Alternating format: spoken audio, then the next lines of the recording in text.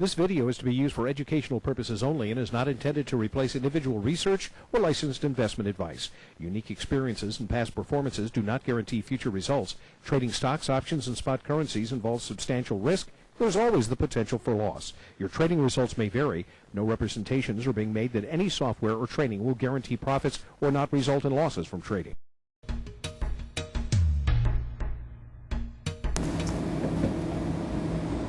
Good afternoon, traders. I'm Scott Norris here with today's Forex report. Today is December 6, 2006. The dollar rallied overnight and extended that run in early U.S. trading, only to give back those gains ahead of the close. The strength in the greenback overnight came on the back of some weaker than expected European data, but may have truly stemmed from profit taking. The U.S. currency then began to fall in the broad market as the ADP jobs report approached early this morning.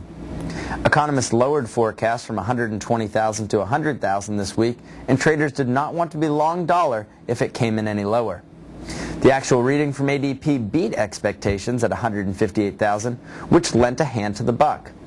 Traders quickly pushed the currency higher, but only marginally. After trying to extend the initial push for 20 or 30 minutes, traders went right back to selling, and the dollar plunged. This will again leave the dollar in only slightly positive territory for the day, but still under heavy pressure in the big picture, almost exactly what was seen yesterday.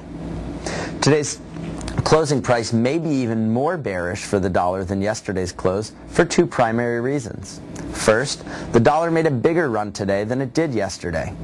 By coming back this afternoon and finishing the day so close to where it began is a very bearish indication. The further it is off its high, the worse it looks. Secondly, this was the third day in a row that the dollar hung on in the midst of a very strong bearish move. In the 2 weeks prior to this, traders couldn't sell the buck fast enough. This leads us to believe that bears are chomping at the bit to get back in here and short the greenback. The big question is whether they will wait for Friday's employment report. In the meantime, the next 24 hours hold some potentially exciting events. Toward the end of U.S. trading today, the RBNZ will announce its last interest rate decision of the year. While the central bank is widely expected to keep rates at 7.25%, one of the 11 economists surveyed is looking for a hike to 7.5%. Economic indicators will be limited through most of European trading, but the BOE and ECB will both release interest rate decisions near the beginning of U.S. trading tomorrow.